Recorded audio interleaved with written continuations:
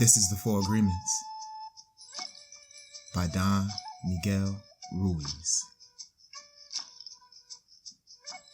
We're continuing in chapter 3, the second agreement.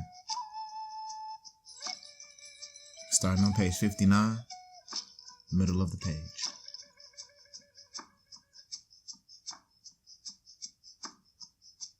Whatever people do, feel, think, or say, don't take it personally. If they tell you how wonderful you are, they are not saying that because of you. You know you are wonderful. It is not necessary to believe other people who tell you that you are wonderful. Don't take anything personally. Even if someone got a gun and shot you in the head, it was nothing personal, even at that extreme.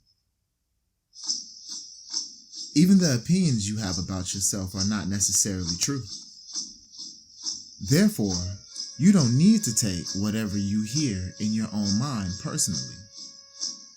The mind has the ability to talk to itself, but it also has the ability to hear information that is available from other realms.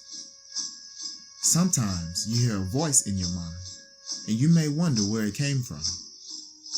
This voice may have come from another reality in which there are living beings very similar to the human mind. The Toltecs called these beings allies. In Europe, Africa, and India, they called them the gods. Our mind also exists in the level of the gods.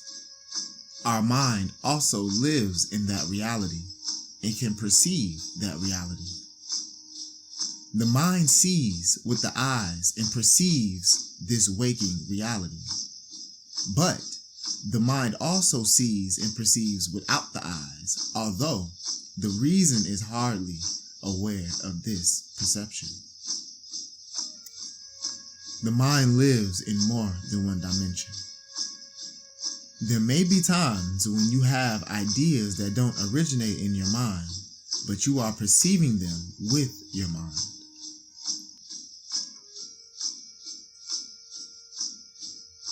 You have the right to believe or not believe these voices, and the right not to take what they say personally. We have a choice whether or not to believe the voices we hear within our own minds, just as we have a choice of what to believe and agree with in the dream of the plane. The mind can also talk and listen to itself. The mind is divided as your body is divided. Just as you can say, I have one hand, and I can shake my other hand and feel the other hand. The mind can talk to itself. Part of the mind is speaking, and the other part is listening. It is a big problem when 1,000 parts of your mind are all speaking at the same time. This is called a mitote. Remember?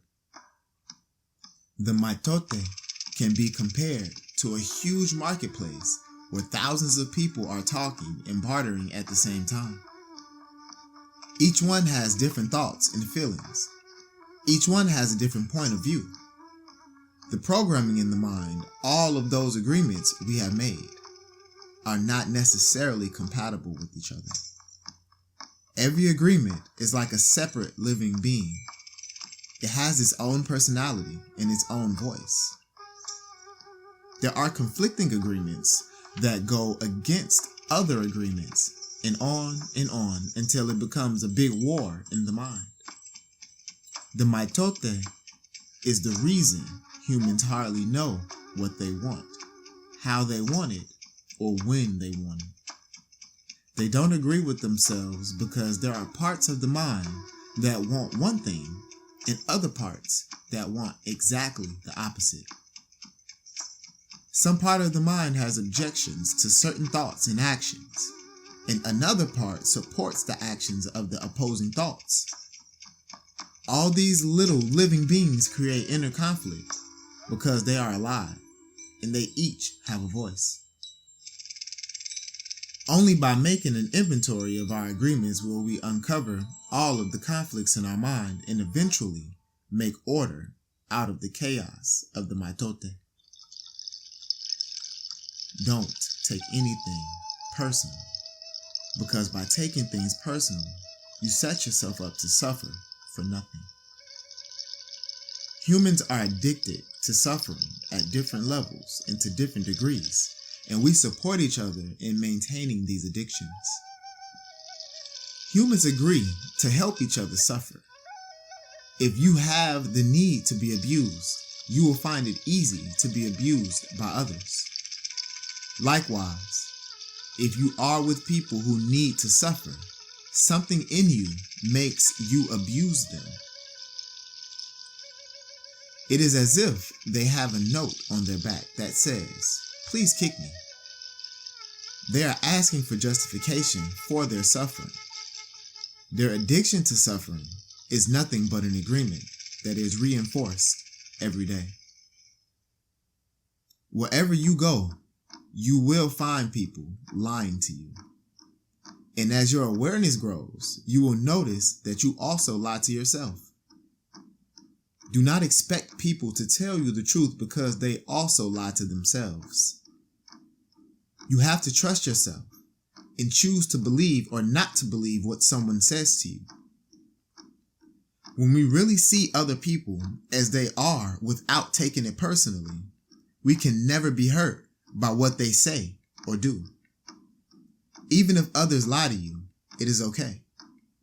They are lying to you because they are afraid. They are afraid you will discover that they are not perfect. It is painful to take that social mask off.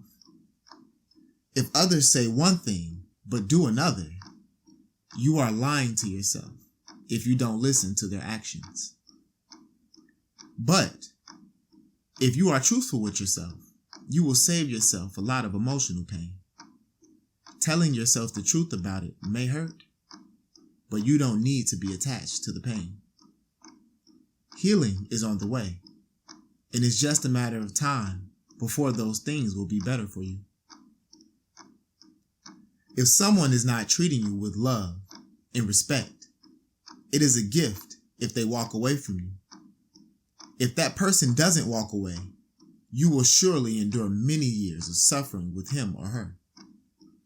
Walking away may hurt for a while, but your heart will eventually heal. Then you can choose what you really want. You will find that you don't need to trust others as much as you need to trust yourself to make the right choices. When you make it a strong habit not to take anything personally, you avoid many upsets in your life. Your anger, jealousy, and envy will disappear. And even your sadness will simply disappear if you don't take things personally. If you can make this second agreement a habit, you will find that nothing can put you back into hell. There is a huge amount of freedom that comes to you when you take nothing personally. You become immune to black magicians, and no spell can affect you regardless of how strong it may be. The whole world can gossip about you, and if you don't take it personally, you are immune. Someone can intentionally send emotional poison, and if you don't take it personally, you will not eat it. When you don't take the emotional poison, it becomes even worse in the sender, but not in you. You can see how important this agreement is.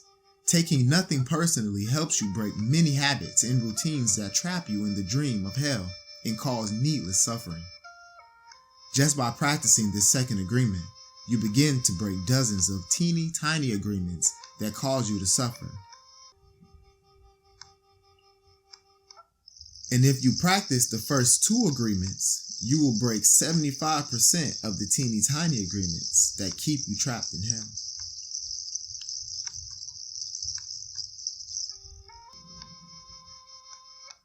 Write this agreement on paper and put it on your refrigerator to remind you all the time. Don't take anything personally. As you make a habit of not taking anything personally, you won't need to place your trust in what others do or say. You will only need to trust yourself to make responsible choices.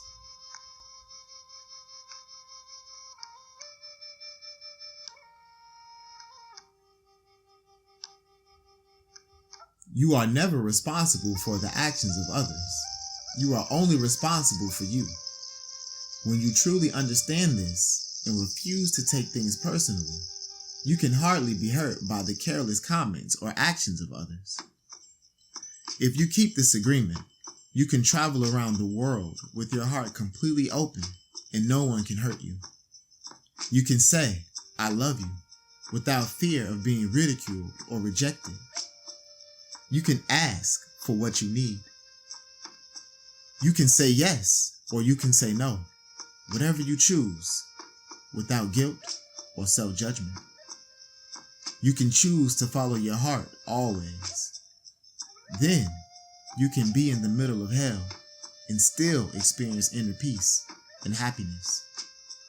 You can stay in your state of bliss and hell will not affect you at all.